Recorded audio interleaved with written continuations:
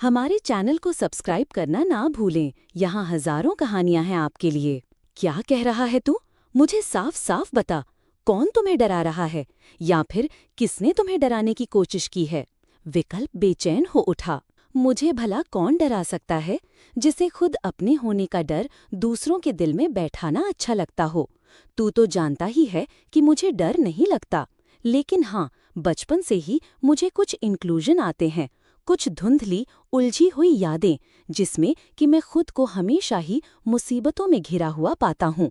हर तरफ एक चमकदार सोने के कलश से निकलते हुए सांप, बिच्छू, खून और एक भयानक शक्ल वाली औरत दिखाई पड़ती है। पहले तो ये सब चीजें मुझे सपने में दिखाई देते थे, जो कि अलग अलग तरीके से मेरे दिल के अंदर बैठना चाहते थे। पर जब मैंने सिरे से अपने मन के वहम को नकार कर आगे बढ़ना चाहा, तो अब उन सपनों ने सोते, जागते, उठते बैठते हर तरह से मुझ पर हावी होने की कोशिश करनी शुरू कर दी है। ये सब मुझे आगे बढ़ने नहीं लेते, और जब पीछे लौटकर जब इन सब चीज़ों को याद करने की कोशिश करता हूँ, अपने बीते हुए दिनों में लौटने की कोशिश करता हूँ, तो सब कुछ मुझे जाना पहचाना सा लगता है। ऐसा लगता है जैसे कि राजकड़ कोई मेरा इंतजार कर रहा है और हर वक्त कानों में ये बात कहती है, तुम्हारा इंतजार है। इस शब्द इंतजार ने मुझे बेचैन करके रख दिया है। मैं कुछ समझ नहीं पाता। इन डरावने सपनों के जाल में मैं पूरी तरह से उलझ कर रह गया हूँ। विक्रम ने अपनी परेशानी को हल्के में ही विकल्प को बताया। आखिर अपनी परेशानी को अब तक वो अपने अंदर समेटे रह सकता था। विक्रम को अब अपना कोई ऐसा साथी चाहिए था जो कि उसे और उसकी प्रॉब्लम को समझ सके, ना कि इसे उसका दिमागी फितूर कहकर उसका मजाक उड़ाए। और ऐसे में विक्रम से ज्यादा भरोसेमंद उसके लिए कोई नहीं था। क्या? विक्रम के मुंह से इतनी बड़ी बात सुनकर विकल्प को तो हैरत के झटके मिले। तेरे कहने के मुताबिक कि जब से तू इंडिया से यहाँ अमेरिका आया है, तब से आज तक तेरे साथ ये सब कुछ बचपन से होता चला आ रहा है, और तू मुझे आज बता रहा है? क्या तूने मुझ पर इतना भी भरोसा करना जरूरी नहीं समझा था? भाई, तू मेरा भाई है। हम दोनों के बीच में खून का रिश्ता होने के साथ साथ दोस्ती का सबसे मजबूत रिश्ता भी है, जिससे कि हम दोनों एक दूसरे से अपने दिल का हाल खुलकर कह सकें।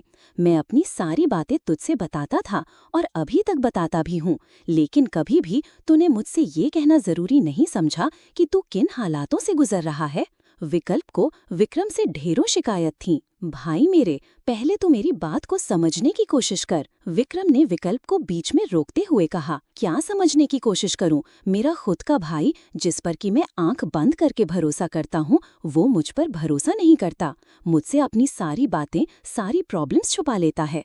हाँ, बता मुझे, तो मुझे क्या समझाना चाहता है? भाई मेरे, मैं अपने जन्म से लेकर आज तक तेरे साथ हूँ, और जब कभी भी मैंने तुझे से रातों में उठकर जागने के बारे में पूछा, तो तू हमेशा ही ये बहाना बनाकर टालता रहा कि तुझे बड़ी माँ सा और घर वालों की याद आ रही है।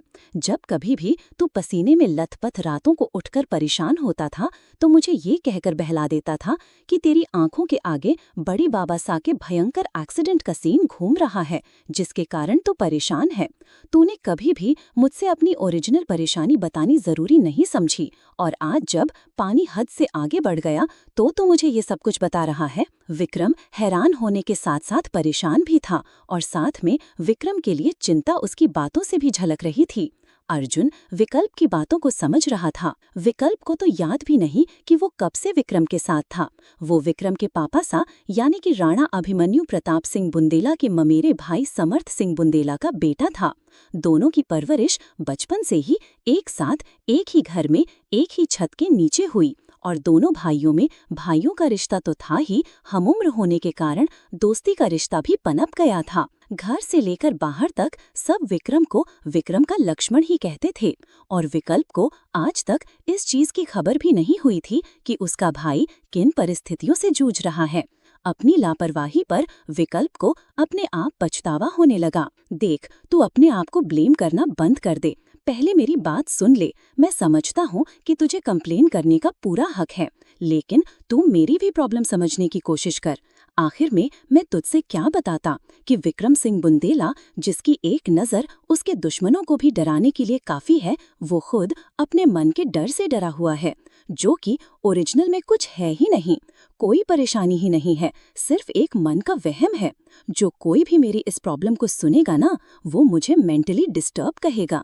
सब यही कहेंगे कि कामकाजी के स्ट्रेस लेने के कारण विक्रम सिंह बुंदेला कम उम्र में ही पागल हो गया है। विक्रम ने अब जाकर विकल्प से पूरी बात खोलकर बताई। तो कब से दुनिया की परवाह करने लगा भाई? दुनिया तेरे सोच के पीछे चलती है।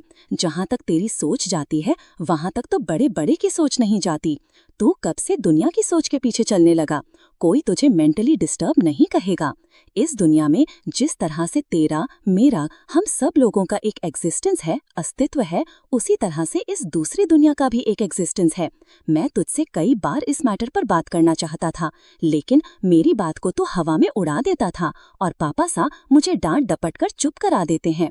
तू मान या ना मान, ये सब चीजें होती हैं। विकल्प ने अपनी बात कही। यानी कि तू इन सब चीजों के अस्तित्व पर विश्वास रखता है? विकल्प ने पूछा। बिल्कुल रखता हूँ भाई। तो फिर तुझे ये भी लगता होगा कि मेरे पापा सा की डेथ इसी श्राप की वजह से हुई? विक्रम ने अगला सवाल किया। हाँ, कभी कभी मेरा मन ये कहता है कि बड़े बाबा सा के एक्सीडेंट में इन सब चीजों का भी हाथ था। विकल्प ने आंखें झुकाते हुए कहा। बिल्कुल नहीं, पापा सा की डेथ नहीं हुई थी, बल्कि उनका मर्डर हुआ था, जो कि पूरी तरह से एक सोची समझी साजिश थी।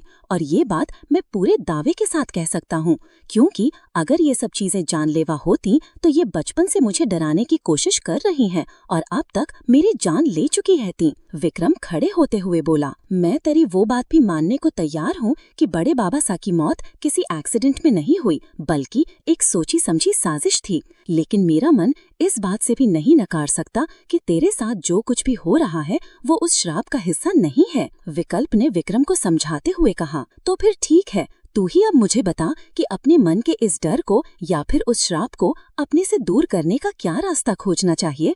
आखिर कोई तो रास्ता होगा इस श्राप से बचने का या फिर इस डर को काबू करने का, क्योंकि मेरी जिंदगी का सीधा सा फंडा है, या तो प्रॉब्लम को तोड़ दो या फिर खुद टूटकर बिखर जाओ। दोनों ही कंडीशन में जीत तुम्हारी होती है। मतलब इसका मतलब तो उस दिन समझ में आएगा जब इस श्राप का मुझसे आमना सामना होगा। तब देखते हैं कौन किसके दिल में अपना डर बैठाने में कामयाब होता है। उस दिन या तो ये श्राप हमेशा हमेशा के लिए बुंदेला परिवार से खत्म हो जाएगा या फिर खत्म हो जाएगा बुंदेला खानदान। विक्रम की आंखों में एक अजब सी मौत से भी लड़ने की गहरी चमक थी, जिसको देखकर एक पल के लिए विकल्प भी डर सा गया। हमारी चैनल को सब्सक्राइब करना ना भूलें। यहाँ हजारों कहानियां हैं आपके लिए। राजगढ़ रियासत, राजस्थान, भारत। जिस समय विक्रम विकल्प से अपनी आप बीती सुना रहा था, उस समय भले ही अमेरिका में दिन निकला हुआ था, पर भारत में रात का समय था। विक्रम की दादी माँ सा, राजगढ़ की राजमाता शत्रुपा देवी, अपने आलीशान बुंदेला पैलेस में एक नरम मुलायम बिस्तर पर आराम से सो रही थी। आने वाले हर एक खतरे से अनजान वो चैन की नींद ले रही थी। राजाओं के राजसी शासन से लेकर आज के लोकतांत्रिक व्यवस्था तक समय भले ही बदला था, लेकिन इस राजगढ़ रियासत के शाही परिवार और शाही बुंदेला पैलेस की शान शौकत में कोई बदलाव नहीं आया था। ये पैलेस आज भी उसी दमखम के साथ खड़ा था जितने दमखम के साथ अंग्रेजों के शासनकाल में था, या फिर उस समय जब पूरे राजगढ़ में बुंदेला का राज था। कहते हैं कि जो समय के बदलाव के अनुसार अपने आप को नहीं बदलता, समय उसका नामो निशान मिटा देती है। लेकिन बुंदेला परिवार ने बदलते समय के अनुरूप अपने आप को हमेशा ही तैयार रखा था, जिसके कारण जहां की आसपास के और पड़ोसी रियासतों का नामो निशान मिट गया था, राजगढ़ रियासत के बुंदेला परिवार ने आज भी अपना रुतबा हर क्षेत्र में बरकरार रखा था। पहले जहां रियासत की आमदनी का स्रोत राजस्व और कर वगैरह थे, आज बुंदेला परिवार के दूरगामी सोच के परिणाम स्वरूप Bundela group of industries, Bundela empire जैसी कई कंपनियां जिनका स्वामित्व, मालिकाना हक केवल बुंदेला के हाथों में था, अच्छा खासा अरबों खरबों डॉलर का टर्नओवर देती थी। आज के डेट में इंडिया के ही नहीं बल्कि वर्ल्ड के टॉप 10 कंपनी में से एक कंपनी रॉयल्स बुंदेला थी और बुंदेला परिवार world top 10 highest rich family में से एक था। पीढ़ी दर पीढ़ी ने न सिर्फ अपना रुतबा बल्कि आज भी अपनी खानदानी परंपरा को कायम रखा था।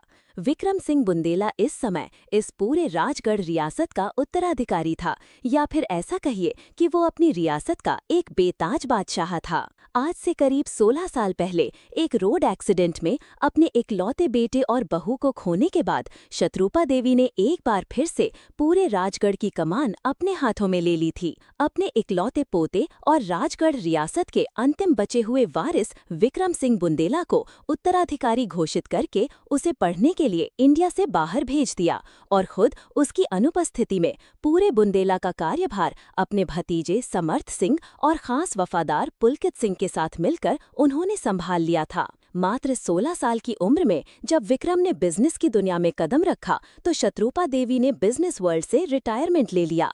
अब उनका सारा समय पूजा पाठ और राजनीति में सक्रिय था। आज भी बुंदेला परिवार की मुखिया राजमाता शत्रुपा देवी का राजनीति में अच्छा खासा दमखम था। राज्य में भले ही सरकार किसी भी पार्टी की बने, उसकी बागडोर अभी भी शत्रुपा देवी अपने हाथों में रखती थी। शत्रुपा देवी करीब 60 साल की एक खूबसूरत और सौम्य महिला थी। इस वक्त भी कोई उनके चेहरे को देखकर कह सकता था कि उम्र ने उन पर असर डाला था, लेकिन बहुत नाम मात्र का। इस वक्त भी उनके चेहरे पर गिनती से 2-4 झुर्रियां ही पड़ी थी, जो कि उनके मैच्योरिटी को दिखाती थी। कोई भी इस खूबसूरत चेहरे को देखकर कर सकता था कि ये चेहरा जवानी के दिनों में कितना खूबसूरत होगा। इस उम्र में भी उनके बाल कमर तक लंबे थे और उनके शरीर के सुडौल बनावट उनके मेंटेनेंस को दिखा रहा था। करीब रात के 12 बजे शत्रुपा देवी को अचानक से अपना गला प्यास से सूखता हुआ महसूस हुआ। प्यास लगने के कारण उनकी नींद खुल गई।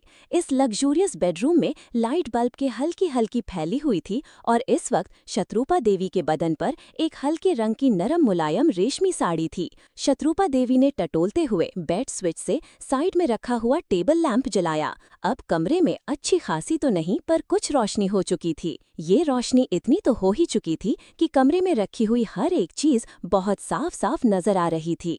बुंदेला पैलेस अपने नाम के अनुरूप ही एक खूबसूरत शाही महल था और उसका हर एक कमरा बुंदेला खानदान के शाही शौक और अपार धन संपत्ति का खुद ब खुद बोलता हुआ नायाब नमूना था। कमरे को आधुनिक सुविधाओं के साथ साथ शाही शानो शौकत को ध्यान में रखते हुए सजाया गया था। कमरे में हर चीज एंटीक पीस की लगी हुई थी।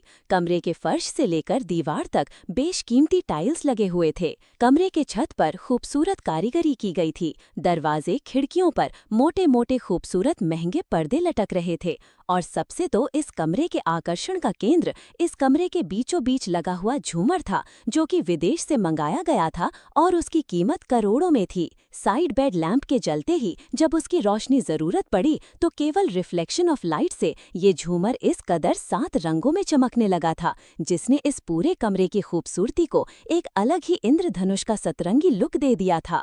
जब इस झूमर में लगे हुए बल्ब को अगर जलाया जाता तो शायद उसकी खूबसूरती से सीधे ही इंद्रधनुष कमरे में उतर आया गया रहता। अचानक से आज मुझे आधी रात को इतना प्यास क्यों लग रहा है? शत्रुपा देवी ने अपने गले को छूते हुए अपने आप से कहा। लगता है कि आज मैं पानी पीना भूल गई हूँ, शत्रुपा देवी ने मन ही मन सोचते हुए कहा। उन्हें खाना खाने के आधे घंटे के बाद पानी पीने की आदत थी। उन्होंने आंख बंद करके याद करने की कोशिश की और तुरंत ही उन्हें याद आ गया कि उन्होंने पानी तो पी लिया था, फिर अचानक से प्यास क्यों लग गई, वो भी इस कदर जैसे कि उन्होंने आज पूरे दिन पानी ना पिया हो। हो सकता है कि आज सब्जी में कोई मसाला तेज होगा। टेस्ट के कारण मुझे समझ में नहीं आया और मैंने खा लिया। अब उसी के कारण मेरा गला प्यास से जल रहा है। खैर जो भी हो, पानी तो पीना ही होगा। बिना पानी पिए ना ही प्यास जाएगी और ना ही ये जलन। शत्रुपा देवी धीरे से अपने पलंग से उठकर खड़ी हुई और पैरों में उन्होंने अपने नरम मुलायम स्लीपर डाले। धीरे धीरे कमरे में बिछे हुए कीमती कारपेट पर चलती हुई कमरे में ही रखे हुए छोटे फ्रिज की तरफ आई। शत्रुपा देवी ने पानी पीने के लिए फ्रिज खोला, पर फ्रिज देखकर वो बिल्कुल हैरान रह गई थी। हमारे चैनल को सब्सक्राइब करना ना भूलें। यहाँ हजारों कहानियाँ हैं आपके लिए। हे भगवान, ऐसा कैसे हो सकता है कि आज किसी भी बोतल में पानी नहीं है? फ्रिज में लाइन से बोतल सजे हुए थे, लेकिन करीब 12 बोतल में से किसी एक भी बोतल में एक बूंद भी पानी नहीं था। शत्रुपा देवी को बड़ी हैरानी हुई। ऐसा कैसे हो सकता है? क्या पारो पानी भरकर रखना भूल गई थी? ये पारो भी ना दिन पर दिन भुलक्कड़ और कामचोर होती जा रही है। इससे तो मैं सुबह पूछूंगी, अच्छे से इसकी क्लास लगाऊंगी। पर इस समय क्या करूं? इस समय किसी को जगाना भी अच्छा नहीं होगा।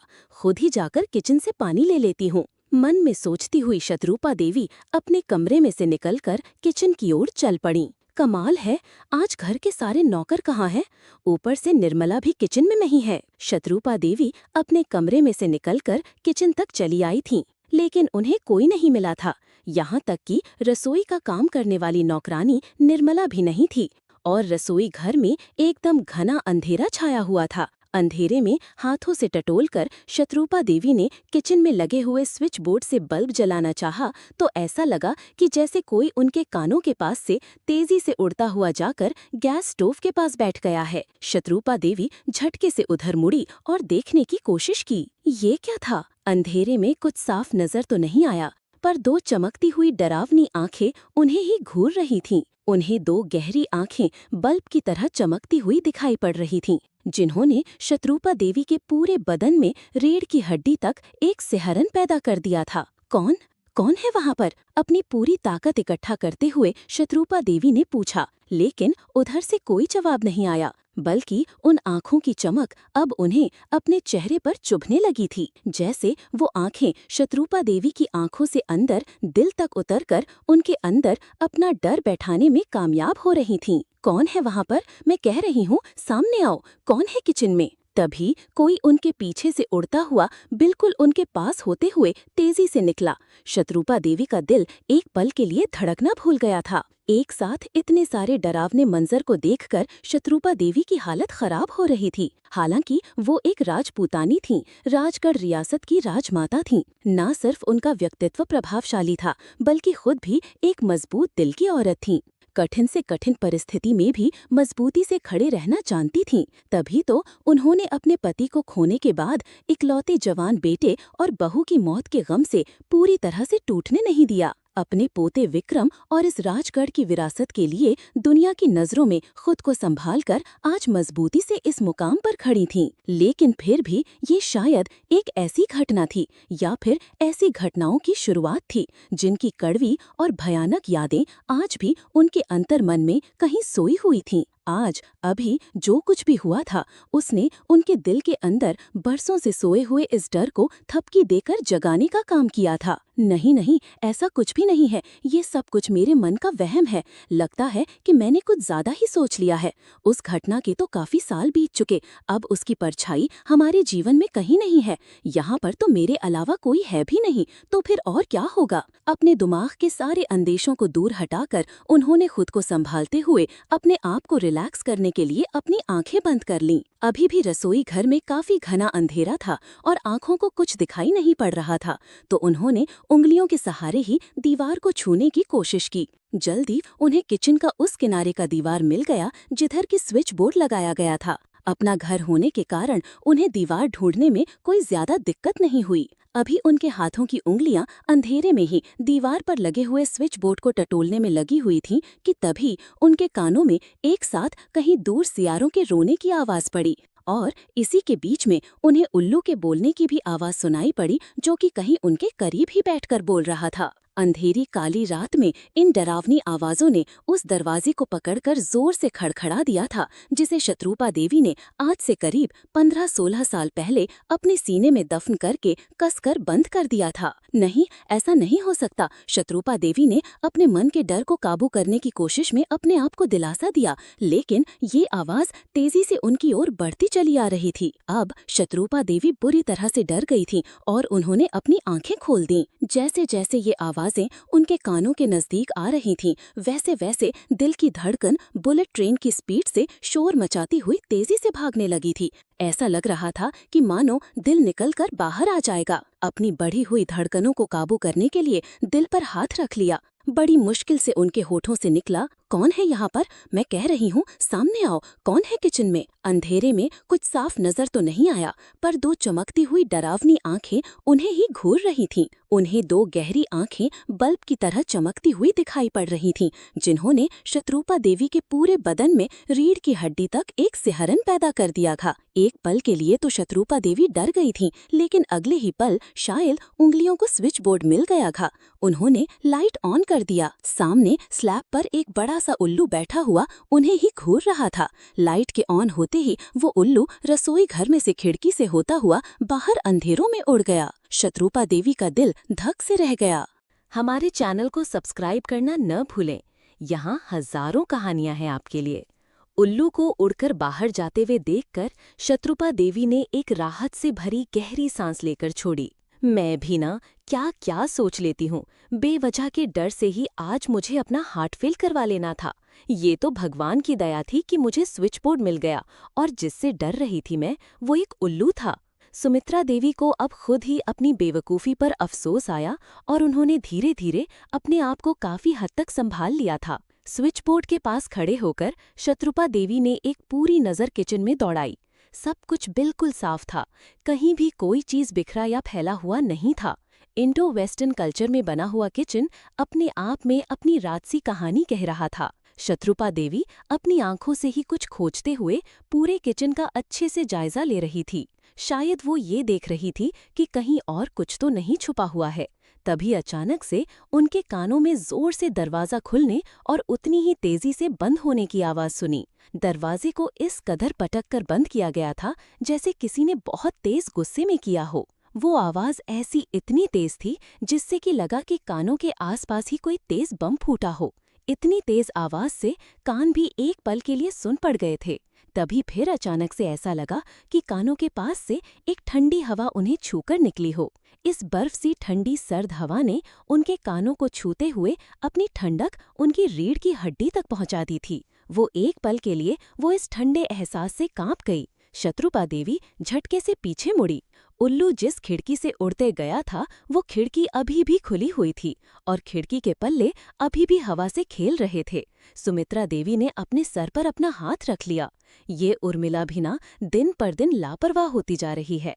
किचन की खिड़की बंद करना भी भूल गई। अब खिड़की खुली रहेगी तो रात के समय में उल्लू चमगादड़ सब अंदर आएंगे ही। नौकरानी को कोसती हुई शत्रुपा देवी खिड़की बंद करने के लिए आगे बढ़ने लगी। भगवान का शुक्र है कि केवल उल्लू ही अंदर आया था, वरना रात के अंधेरे में इस तरह से खिड़की खुली रहेगी तो बरसात के मौसम में कुछ भी आ सकता था। शत्रुपा देवी के दिमाग में कुछ भी के लिए सही शब्द सांप और बिच्छू ही आए थे, लेकिन इन सब चीजों के नाम दिमाग में आते ही वो बुरी तरह से कांप गई थी। दिल और दिमाग एक साथ अंधेरी काली परछाइयों के डर से कहीं दूर अलग अलग दिशाओं में भागने लगा था।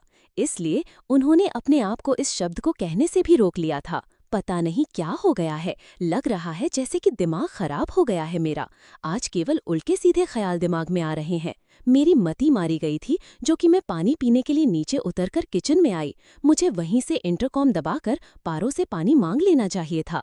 अब आधी रात को इस तरह से आत्माओं की तरह भटकती फिरूंगी तो उन्हीं सबके ख्याल न दिमाग में आएंगे। शत्रुपा देवी ने अपने उल्टे सीधे दिमागी ख्यालों को झटकने के लिए अपने आप को ही बुरी तरह से डांटा। मैं किचन में सिर्फ पानी पीने के लिए आई थी और अब सिर्फ पानी लेकर मुझे अपने कमरे में चले जाना है। बाकी सब कुछ मैं कल सुबह देखूंगी और इन नौकरों को तो मैं सुबह खबर लेती हूँ। लग रहा है जैसे घोड़े हाथी बेचकर सब सोए हुए हैं कि इतनी आवाज हो रही है फिर भी किसी की नींद नहीं खुल रही।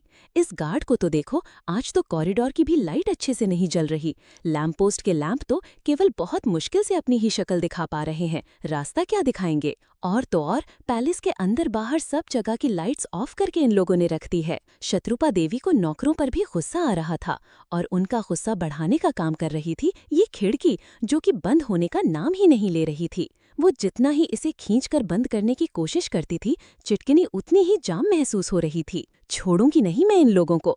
कल सुबह एक एक की खबर लूंगी, अच्छे से क्लास लगाऊंगी और इन लापरवाही का हिसाब किताब भी साफ करती हूँ। बोलते हुए किसी तरह से उन्होंने खिड़की बंद करके एक राहत की सांस छोड़ी। फ्रिज में से पानी की बोतल निकालने के ख्याल से वो पीछे किचन की तरफ मुड़ी। सामने का नजारा देखकर वहीं पर शॉक्ड होकर रह गई। खिड़की बंद करके जैसे ही शत्रुपा देवी वापस किचन की ओर फ्रिज में से पानी की बोतल निकालने के लिए पलटती हैं, सामने का नज़ारा देखकर उनकी आंखें हैरत से फैल जाती हैं। ये कहाँ आ गई मैं? अचानक ही उनके होठों से निकला। देखते ही देखते सब कुछ बदल गया रहता है। वो तो अपनी इंडो वेस्टर्न स्टाइल में सजी हुई लग्जूरियस किचन में खड़ी थी, पर अचानक से कहाँ आ गई? ये उनका किचन तो क्या, उनके पैलेस का सर्वेंट क्वार्टर का रूम भी नहीं था। ये एक बहुत पुरानी झोपड़ी का कमरा था। कमरे की दीवार मिट्टी की बनी हुई थी और छत भी शायद लकड़ी और मिट्टी के खपरेलों के साथ घास फूस का ही था। जगह जगह से दीवारों से मिट्टी टूटकर गिरी हुई थी। ऐसा लग रहा था कि जैसे कि ये दीवार खुद अपना बोझ उठाने में नाकाम हो रहे थे, तो छत का बोझ कैसे थाम सकते थे? कभी भी ये हद से ज्यादा पुरानी झोपड़ी गिर सकती थी। रोशनी के लिए कमरे में ही बनाए हुए एक छोटे से मिट्टी के तख्ते पर एक मिट्टी का टिमटिम आता हुआ दिया जल रहा था। उसकी रोशनी इतनी मध्यम थी कि वो अपने आसपास से ही बहुत मुश्किल से रोशनी भी बिखेर पा रहा था। बाकी पूरे कमरे में अंधेरे का ही साम्राज्य था। शत्रुपा देवी का मुंह हैरत से खुला रह गया था। हे भगवान, मैं ये कहाँ आ गई? हमारी चैनल को सब्सक्राइब करना न भूलें। यहाँ हजारों कहानियां हैं आपके लिए। ये एक बहुत पुरानी झोपड़ी का कमरा था। कमरे की दीवार मिट्टी की बनी हुई थी और छत भी शायद लकड़ी और मिट्टी के खपरेलों के साथ घास-फूस की ही थी। जगह जगह से दीवारों की मिट्टी टूट कर गिरी हुई थी। ऐसा लग रहा था कि जैसे कि ये दीवार खुद अपना बोझ उठाने में नाकाम हो रही थी, तो छत का बोझ कैसे थाम सकती थी? कभी भी ये हद से ज्यादा पुरानी झोपड़ी गिर सकती थी। रोशनी के लिए कमरे में ही बनाए हुए एक छोटे से मिट्टी के तख्ते पर एक मिट्टी का टिमटिमाता हुआ दिया जल रहा था। उसकी रोशनी इतनी मध्यम थी कि वो अपने आसपास भी बहुत मुश्किल से रोशनी बिखेर पा रहा था। बाकी पूरे कमरे में अंधेरे का ही साम्राज्य था। तभी एक तेज बदबूदार हवा का झोंका उनकी नाक से टकराया। पूरे कमरे में एक सड़ी हुई बदबूदार दुर्गंध फैली हुई थी। ये बदबू ऐसी थी जैसे कि कहीं चमड़ा जल रहा था या फिर बालों के जलने की दुर्गंध थी। पर जो भी हो, ये दुर्गंध शत्रुपा देवी के बर्दाश्त के बाहर थी। शत्रुपा देवी को उस दुर्गंध से घुटन जैसी महसूस हो रही थी। वो जितनी जल्दी हो सके वहां से निकलकर बाहर भाग जाना चाहती थी, खुली हवा में सांस लेना चाहती थी, वरना इस सड़ी हुई दुर्गंध ने तो उनका सांस लेना भी दूभर कर दिया था। इस दुर्गंध से उनका जी मिचला रहा था, उन्हें उल्टी करने का मन हो रहा था। किसी तरह से अपनी उबकाई को रोकते हुए उन्होंने अपनी जगह पर खड़े होकर ही पूरे कमरे में नजर दौड़ाई। अंधेरे में सब कुछ तो साफ साफ नहीं दिख रहा था, पर उन्होंने अंधेरे में भी देखने की कोशिश की। धीरे धीरे उनकी आंखें इस अंधेरे में भी कुछ कुछ चीजों को देखने में कामयाब हो चुकी थीं। तभी उन्हें ऐसा लगा कि दूसरी ओर की दीवार में शायद एक दरवाजा है, जहां से बाहर की चांदनी छिटक कर दरवाजे के नीचे से अंदर आ रही है। दरवाजे के नीचे फैली हुई रोशनी से ही उन्हें इस दरवाजे के वहां होने का अनुमान हुआ था। वो वहां से निकलने का प्रयास करने लगीं। वो तेजी से अपने कदम बढ़ाते हुए दीवार की तरफ जा ही रही थीं कि तभी अंधेरे में उनका पैर किसी चीज से टकराया और एक जोरदार हड्डी के टूटने जैसी आवाज हुई। ऐसा लगा कि उनके पैर में भी शायद इस हड्डी के टूटे हुए टुकड़े अंदर तक चुभ रहे थे। उन्होंने नीचे झुककर देखना चाहा, पर अंधेरे में कुछ भी साफ नजर नहीं आ रहा था, तो उन्होंने नीचे झुककर अपने पैरों के पास से वो टुकड़ा उठा लिया। उस टुकड़े को उन्होंने उलट-पुलट कर उस दिए की टिमटिमाती हुई रोशनी में देखना चाहा। उसको देखते ही उनके होश उड़ गए। ये तो एक इंसानी खोपड़ी का हिस्सा है, पर ये यहाँ कैसे? एक डर ने शत्रुपा देवी को अपने अंदर जकड़ लिया था। शत्रुपा देवी ने तेजी से अपने हाथ में लिए हुए उस हड्डी के टुकड़े को झटके से अपने से दूर फेंक दिया, लेकिन वो हड्डी का टुकड़ा जाकर किसी दूसरी हड्डी से टकराया और कमरे में दो हड्डियों के एक साथ बजने की आवाज हुई। आवाज इतनी तेज हुई थी जैसे लगा कि एक जोरदार विस्फोट हुआ है। एक तो इतनी तेज आवाज और ऊपर से इस विस्फोट के साथ एक काला धुआं भी पूरे कमरे में फैल गया था। डर के मारे शत्रुपा देवी की चीख निकल ही जाती, लेकिन उन्होंने अपने होठों पर अपनी चीख को दबाने के लिए अपना हाथ रख लिया था। कुछ देर के बाद ये काला धुआं धीरे धीरे साफ होने लगता है और अब तक अंधेरे में देखने में कामयाब हो चुकी आंखों से उन्हें पूरे कमरे के फर्श पर सिर्फ इंसानी खोपड़ियां दिखाई पड़ने लगती हैं। ऐसा लग रहा था कि जैसे कि किसी ने उन्हें केवल इंसानी खोपड़ियों के बीच में खड़ा कर दिया है। जिधर भी नजर जाती थी केवल इंसानी खोपड़ियां और हड्डियां ही नजर आ रही थी। शत्रुपा देवी डर के मारे कांपने से लग जाती हैं। उनकी दिल की धड़कन बढ़ने लगती है, लेकिन फिर भी उन्होंने हिम्मत से काम लेते हुए किसी तरह से वहां से बाहर निकलने की कोशिश करनी शुरू कर दी। किसी तरह से उन इंसानी खोपड़ियों के बीच में तो कहीं उन खोपड़ियों के ऊपर ही अपना पैर जमाते हुए धीरे धीरे निकलकर वो उस दरवाजे के नजदीक तक आने में कामयाब हो जाती हैं, जहां से बाहर की चांदनी छिटक कर अंदर हल्की हल्की दरवाजे के नीचे से आ रही थी। दरवाजे पर आकर उन्होंने अपना वो हाथ अपने मुंह पर से हटाया जो कि उन्होंने अपनी आ रही उबकाई को रोकने के लिए रखा था। हाथ हटाते ही फिर वो तेज दुर्गंध उनके नाक से टकराई और इस बार उसने उनके दिमाग तक को सुन्न कर रखा था। खुद को संभालते हुए उन्होंने किसी तरह से अपने दोनों हाथ पूरी ताकत के साथ दरवाजे को खोलने के लिए बढ़ाए। जैसे ही उन्होंने दरवाजे को खोलने के लिए अपना हाथ बढ़ाया, तभी अचानक से एक बिच्छू तेजी से उनके हाथों पर चढ़ने लगा। अपने आप को बिच्छू के डंक से बचाने के लिए उन्होंने अपने हाथों को झटकना शुरू कर दिया, लेकिन वो बिच्छू उनके हाथों पर रेंगता हुआ आगे बढ़ रहा था और शत्रुपा देवी को अपने पूरे शरीर में उस बिच्छू के चलने से गनगनाहट सी महसूस हो रही थी। इस गनगनाहट से उनके शरीर का रोम रोम खड़ा हो गया था। शत्रुपा देवी को ऐसा लग रहा था कि एक साथ कई जहरीले कीड़े अब धीरे धीरे उनके ऊपर चढ़ते जा रहे हैं। उन्होंने पूरी हिम्मत के साथ अपने दूसरे हाथ से उस बिच्छू को पकड़कर अपने से दूर झटक दिया। अब शत्रुपा देवी वहां पर एक पल के लिए भी नहीं रुक सकती थीं। इस अंधेरे में कुछ भी साफ साफ दिखाई तो पड़ नहीं रहा था, लेकिन ऐसा जरूर आभास हो रहा था कि चारों तरफ से जहरीले कीड़े और बिच्छू ने उन्हें घेर रखा है। किसी तरह से अपने आप को बचाते हुए उन्होंने एक ही झटके में दरवाजे को खोल दिया, पर क्या वो इसके बाहर आ सकीं? जानने के लिए करें अगले भाग का इंतजार। हर हर महादेव।